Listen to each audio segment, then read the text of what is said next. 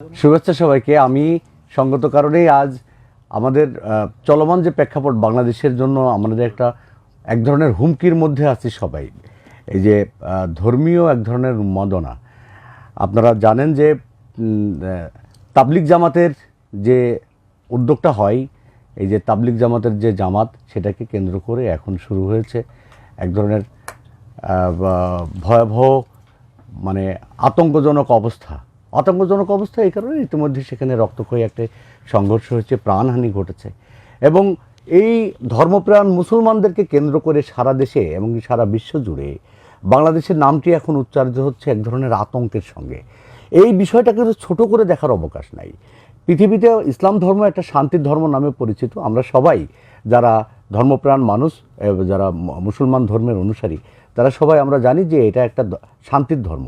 এবং এই ধর্ম পালনের যে ব্যাপারটা সবসময় বলা আছে যে কোনো বাড়াবাড়ি চলবে না। রাষ্ট্রীয় ব্যবস্থাপনায় যখন এই তাবলিগ জামাত যে তাদের আয়োজনটা করে, সেখানে সব রকমের সুযোগ সুবিধা দেওয়া হয়, নিরাপত্তা বা তাদের সেখানে অবস্থান করা বা অন্যান্য যেসব যা আছে, যে নিরাপত্তাটা দেওয়া হয় সেই নিরাপত্তার ট্যাক্সটা কিন্তু সাধারণ নাগরিক সবাই দেয়। আমি জোর দিয়ে বলছি যে সেখানে পুলিশ বাহিনী, সেখানে রাষ্ট্রীয় যত আয়োজন আছে, সব আয়োজনের সাথে যে খরচটা হয় সেই খরচের অংশীদার বাংলাদেশি নাগরিক, হিন্দু মুসলিম খ্রিস্টান সবারই সমান পরিমাণ অংশগ্রহণ রয়েছে। তার মানে হচ্ছে যে আমরা চাই যে সেখানে শান্তি বজায় রেখে মানুষ তাদের ধর্মীয় আচার পালন করবে।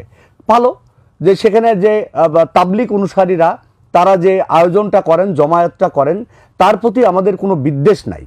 আমরা ধর্মপ্রাণ মুসলমান হিসেবে আমরা আশা করি যে সেখানে তারা আমাদের তাদের নিজেদের যেমন মানে মুক্তির জন্য, পরকালে তাদের নিজেদের মুক্তির জন্য বা ধর্মপ্রাণ মুসলমানদের জন্য তারা দোয়া করবে। এবং এত বড় একটা আয়োজন বাংলাদেশে হচ্ছে যে আমরা এটা নিয়ে মুসলিম হিসেবে গর্ববোধ করি। কিন্তু তার মানে এই নয় যে তাদের রেষারেষির কারণে যদি এখানে খুনোখুনি হয় এবং এটা বহির্বিশ্বে এরকম একটা প্রভাব তৈরি হয় যে ইসলামের অনুসারী যারা আছে তারা একজন আরেকজনকে জবাই করতে, আরেকজনকে খুন করতে দ্বিধাবোধ করে না, তাহলে এটা আমাদের জন্য খুবই দুঃখজনক এবং লজ্জার। এই বিষয়টা নিয়ে আমি যখন কথা বলছি তখন প্রশাসন সারা বাংলাদেশ এক ধরনের আতঙ্কগ্রস্ত অবস্থায় রয়েছে যে আসলে কি হয় এবং এই সংঘর্ষ মাঠ পর্যায়ে, জেলা পর্যায়ে, এমনকি ঘরে ঘরে পৌঁছে যায় কিনা। কারণ এদের অনুসারী বিভিন্ন মাদ্রাসায়, বিভিন্ন জেলায় বা বিভিন্ন মসজিদে এদের আলাদা আলাদা অনুসারী রয়েছে।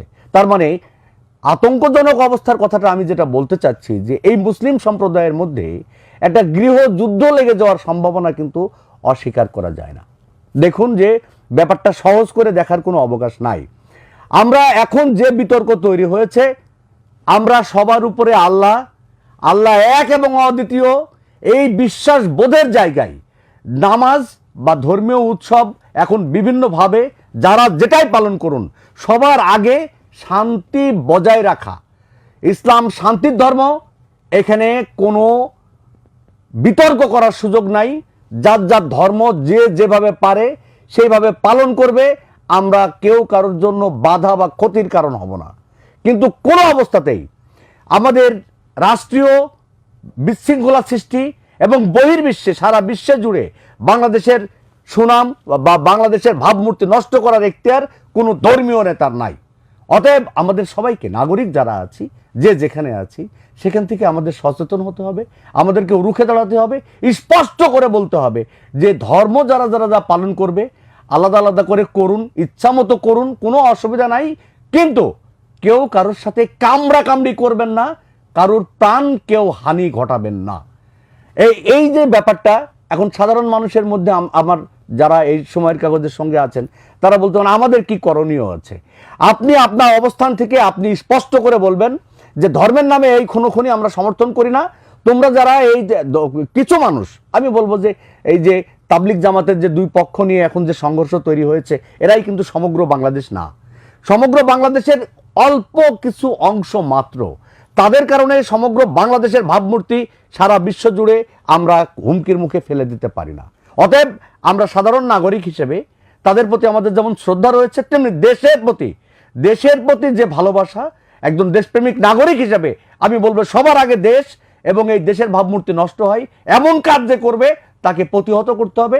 তাকে অবশ্যই সে যদি তার শান্তিপূর্ণভাবে সে কাজ না করে তাহলে তা থামাতে হবে।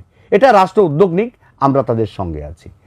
তো সবাই ভালো থাকবেন এবং নিজ নিজ অবস্থান থেকে আপনারা এই বিষয়ে সজাগ হবেন, সচল থাকবেন, আমি সে প্রত্যাশা করছি। ধন্যবাদ সবাই।